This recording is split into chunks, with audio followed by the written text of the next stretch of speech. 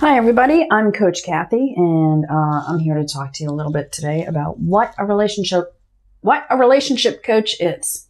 I'm having a lot of difficulty with these recordings today because I'm fighting trying to pull up my creativity. I'm trying to be true to myself, true to who I am, and be informational as well as entertaining. I don't want to dump all this information on you and have it sound really clinical and really boring, and you're sitting there like this, twiddling your thumbs, rolling your eyes, going, this is boring as hell, and why do I even need this coaching? So I'm here to tell you what a coach is and what a coach can do for you. Now, a coach is not here to tell you what to do. A coach is not here to give you all the answers. A coach is actually here to ask you a bunch of questions. And these questions are for the sake of introspection. It's for you to look at yourself and ask yourself a bunch of questions. Where am I unhappy in my life? What are certain areas that I can improve? What are things that are outside of my control that it's pointless for me to worry about these things?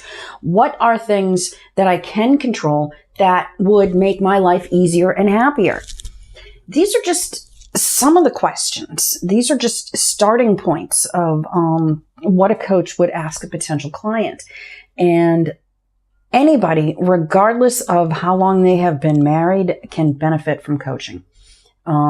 We all have room to grow. We all have room to better ourselves. And when we better ourselves, it affects everybody around us, and everybody's happy, and there's all kinds of love to go around.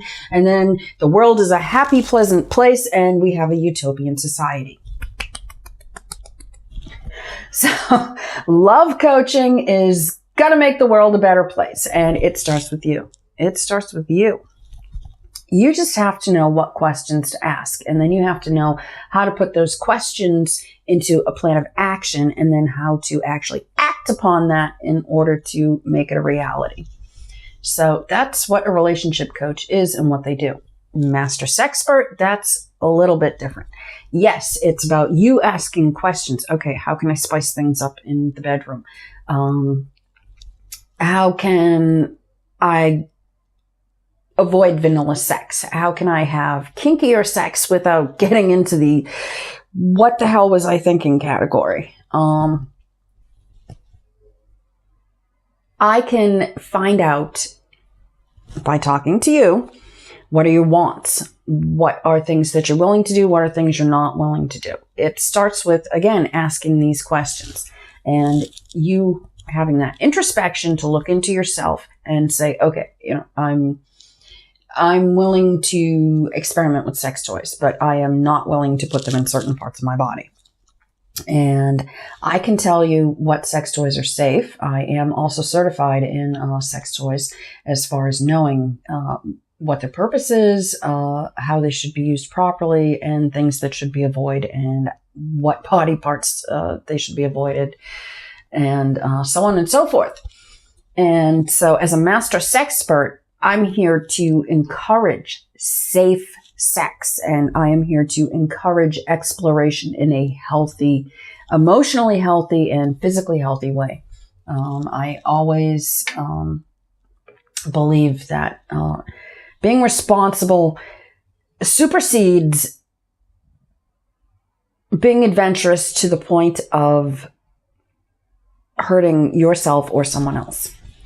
So that's what I'm here to offer you as a love coach, relationship coach, and master sexpert. And no question is off limits. No question is taboo.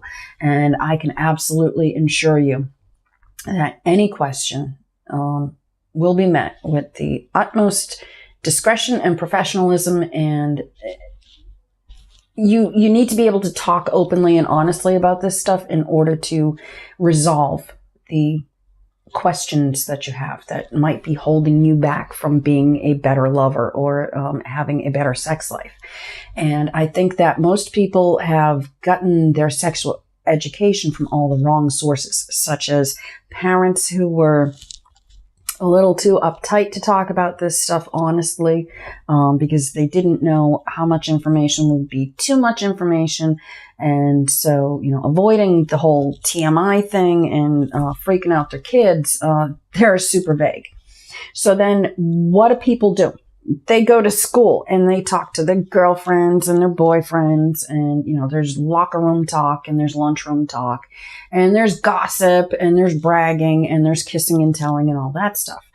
But, those people are talking from experience, and their experience may not be healthy or the best way to go about doing things.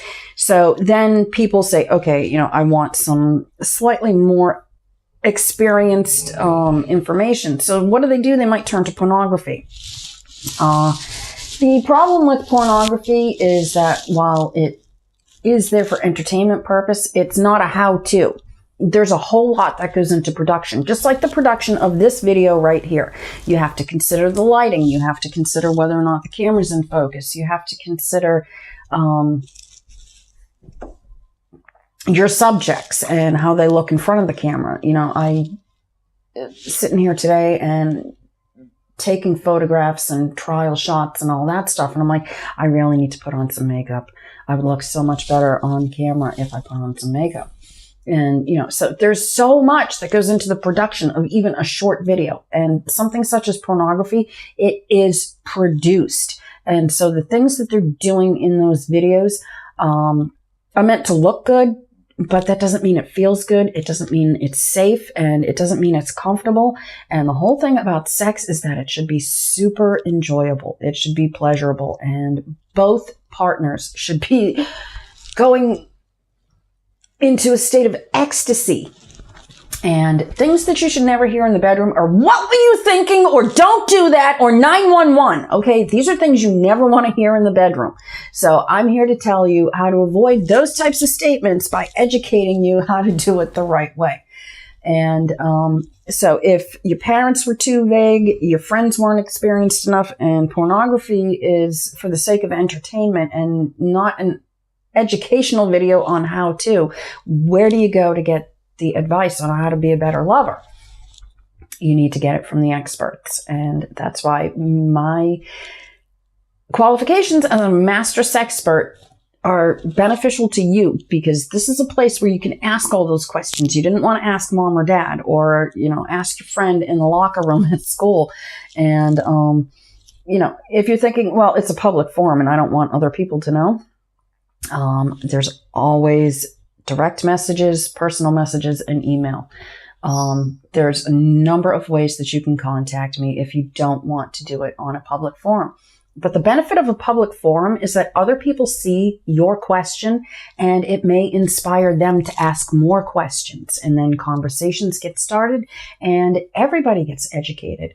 And that's how information should be passed around. And so if there's anything that I can offer you, I'm here to do it. You can visit me on my Instagram page. You can visit me on my Facebook page, and I'll be putting up a lot more on YouTube. So I look forward to seeing you soon. And please hit the like button, the follow button, and give a shout out to any friend that could benefit from any of this information. So look forward to seeing you in the future, and more short videos to come.